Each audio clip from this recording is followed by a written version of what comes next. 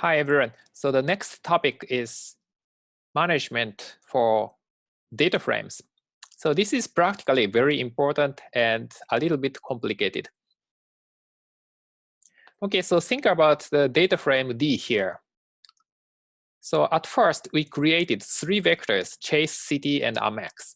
This is the credit line given to 2 customers. So at first we created 3 vectors and we make the data frame D. Then, okay, so inside D we have 3 vectors, but besides D we have the 3 vectors. So we have basically 4 objects: Chase, City, Amex, and D. Within D we have Chase, City, and Amex. So we have some duplications. So we delete the original Chase, City, and Amex. Now we only have D, and within D we have 3 vectors. Okay. So now if we type D $Chase, then we can extract information from here. So Chase is 3,000 and 20,000. So this vector appears. If we just type Chase, we cannot get any output because the R cannot recognize what is Chase. The Chase is within D. So we have to specify the address of this object. But this is sometimes inconvenient because every time we have to type D. So if we attach D, then only just by typing Chase, we can get the information. If we want to cancel this, then we can detach D. Then Chase does not return any output anymore. Yeah, so detach is often used when multiple data frames have the same vector. For example, another data frame E has the vector Chase, then we have to distinguish it. So maybe you once attach D, but the detach D, then attach another data frame D or something. So this is very confusing part, and actually some researchers, statisticians, they never use the $, the attach function. Okay. So because it's a little bit complicated, so sometimes it's confusing and they generate unexpected errors. Okay, so next theme is how to modify data frames. Okay, think about another data frame D2. So D2 consists of the 4 vectors: names, Chase, City, Amex. This is also the credit line data for 4 customers: Andy and Bob, Chris, and Dan.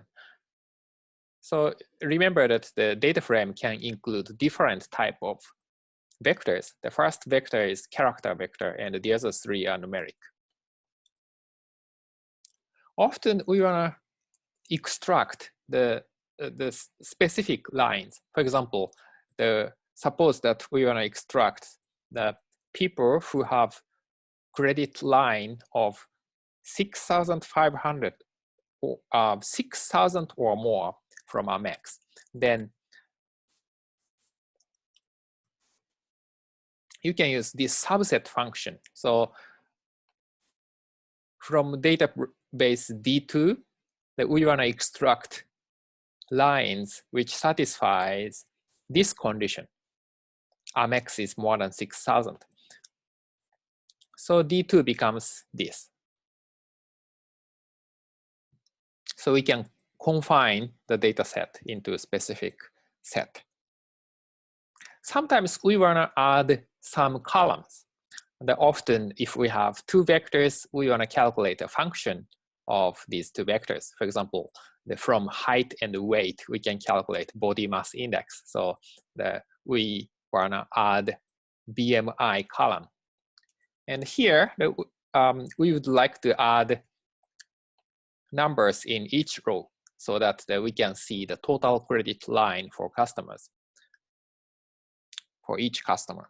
So in that case, there are several ways to do that, but the one convenient function is transform function. So we can transform D2 by adding another column, chase, total, that is the summation of chase plus city plus Amex. Then you can get another column here. We didn't name it, but you can name this as maybe D3. Then D3 has the extended data frame. There are many other ways to do the same thing. Another way is at first attach D and we define a new vector total that is chase plus city plus Amex. Total is this vector, and we want to add this vector to original dataset D2.